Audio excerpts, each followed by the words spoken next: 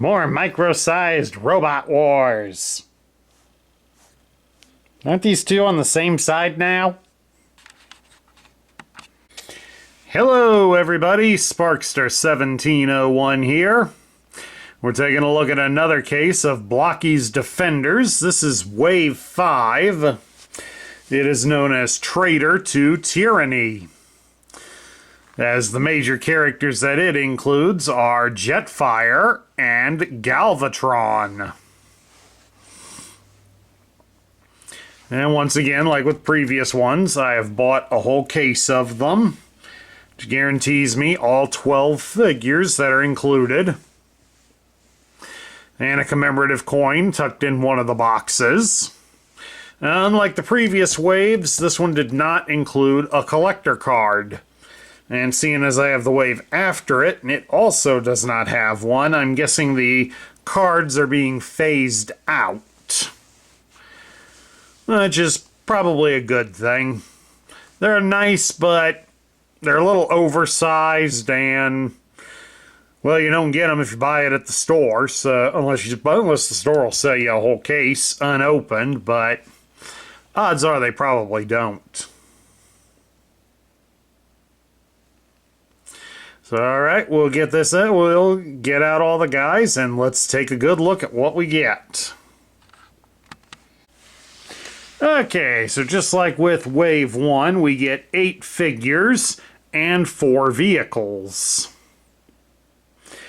And of course, the two guys here in front, they are the ones that have the special variants that are available in them. And if you buy it by a case, you are guaranteed that one of them will be one of the variants. And that is the case with our Autobot character. This is Jetfire. I got it, the special Galaxy variant, which has him done up in his colors from the Shattered Glass comics. So instead of him being the white robot that became a traitor to the Decepticons, we now have him in black and purple, hence making him look more evil.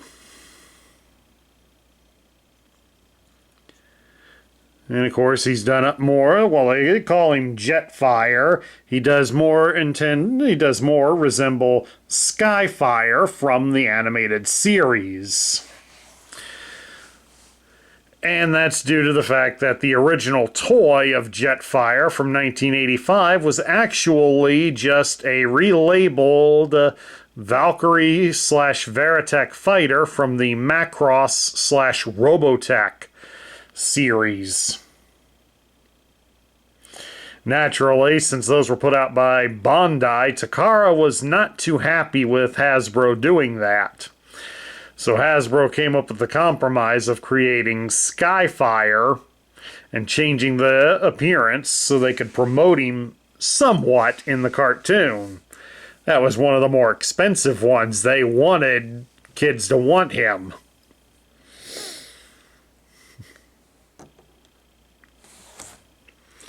And then next up, of course, we have Galvatron.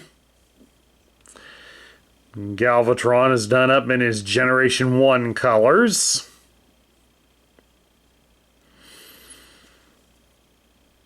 And his articulation is a little bit restricted due to the way the torso has the pads there for his shoulders. So it's a little, you can't rotate his arms all the way around because of it. So it does make posing him a little bit of a challenge, but you can, by shifting the arm outward a little bit, we can still get the classic way of how he would handle his weapon. And I do like the fact they went more with the toys idea of the weapon by making it in trans orange plastic, excuse me. So I do like how that came out.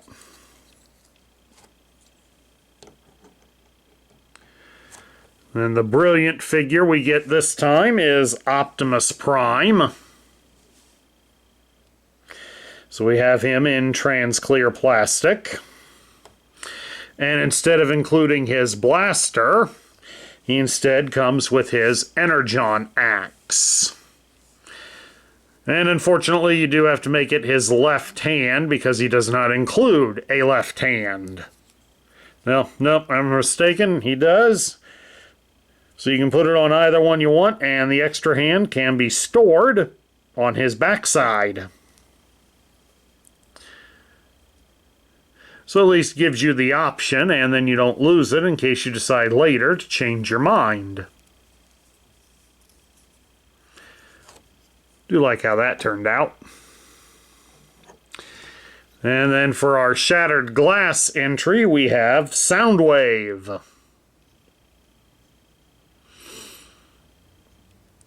I just can't get behind Soundwave being a good guy, but I do like the white and light blue color scheme that he has here. This does look pretty good. Plus, I also do love that they did stylize his gun to be very similar to the way his concussion blaster is on the toy. So that's a definite nice touch. The people at Blokees do put some attention to their details on this, even in these small scales. And then next up we have Cyclonus, the warrior. Even though it actually should have called him the Saboteur, because that's what his function is. And we do capture a lot of his evil here in this tiny figure. Again, his wings get in, like with all Seekers, his wings get in the way of the articulation. So it limits how much you can rotate the arm towards the backside, but it's not really necessary for him.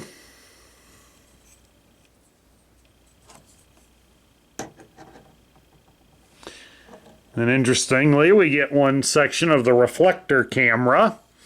They label this as Viewfinder, despite the fact that he's got the head that was more used in the cartoon than the head that was used on the actual toy. I almost wonder if they'll do a reflector camera alternate mode piece in one of the upcoming waves. I haven't seen it, but it is an interesting idea to toy with. And of course they give him the standard Decepticon laser rifle as an accessory. And lastly in the back we get the Lamborghini brothers, because Sunstreaker and Sideswipe were brothers. This is Sunstreaker. Again, more based on his animation model than anything else, because his original toy did not include a gun. But we do have an interesting option with Sunstreaker, because since they put a hole in the center of his gun and he has a pair of posts on his backside, you can use one of them to store his gun and just have him go out there bare-fisted. That's a nice alternative option. I do like that. It changes them up a little bit. And that we could always use when they're making these guys. And then of course here we have Sideswipe. For those of you that saw the video on the first wave, you saw that we had one done up in his shattered glass colors. So now we have him in his Generation 1 colors. It's essentially the same mold, just colored differently. And something I should have pointed out was that his missile launcher is also articulated. So you can have it where it'll fire off the shoulder or straight up like a signal flare.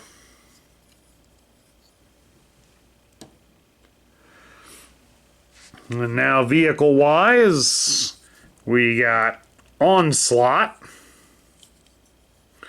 the Combaticon leader. So it'll be interesting to see how he's going to be transformed to form Bruticus. And they at least also gave us his guns that he had on there. But unlike on the Generation 1 toy, it's set up on a ball turret, so it can be rotated to fire in any direction. So you can get it at different angles, and it can point somewhat downwards. So that's a nice detail. Definitely adds for display purposes, I gotta admit that. And of course, we also got Swindle. And I do like the fact they gave us a rear turret to resemble his guns. Because Swindle had a large gun that you mounted on the back as a turret, and it did have a spot that his robot gun could be mounted on there too. This is kind of trying to homage it, but fails a little bit, but it still looks pretty good.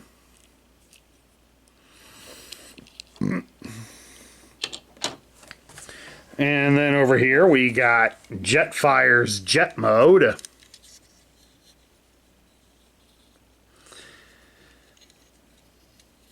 And the jet mode does have folding wings. You can pull them out or fold them in. So you do get some display options.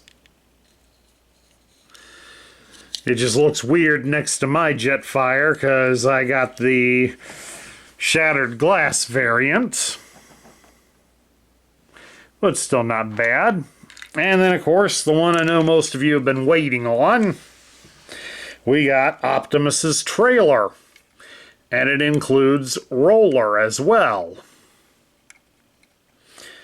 So it's kind of, they set it up this way, so that way if you didn't have Optimus Prime, you could still utilize it and display it. But if you do have Optimus, you'll have to remove Roller from it and use this special piece that it came with in its place. Plug it in there and it has a special clip. We get Optimus over here and we remove the missile launcher from him.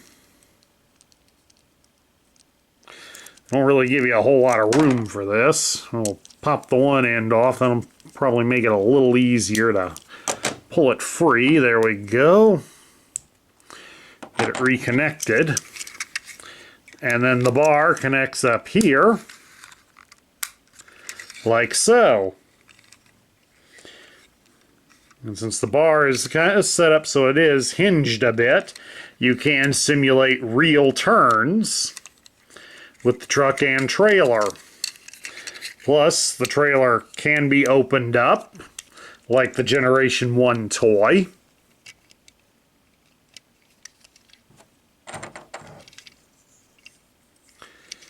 And it does have its own bar to reconnect the missile weapon, so it can be re-raised up and used. Facing the wrong way, of course, but you can probably put it in so it turns around. But if it's put in this way, it will fold down, and the trailer can be closed up. Plus, you can also fit Roller still inside it. And it closes up with just enough room. Barely. There's barely enough room in it. Let's put it like that.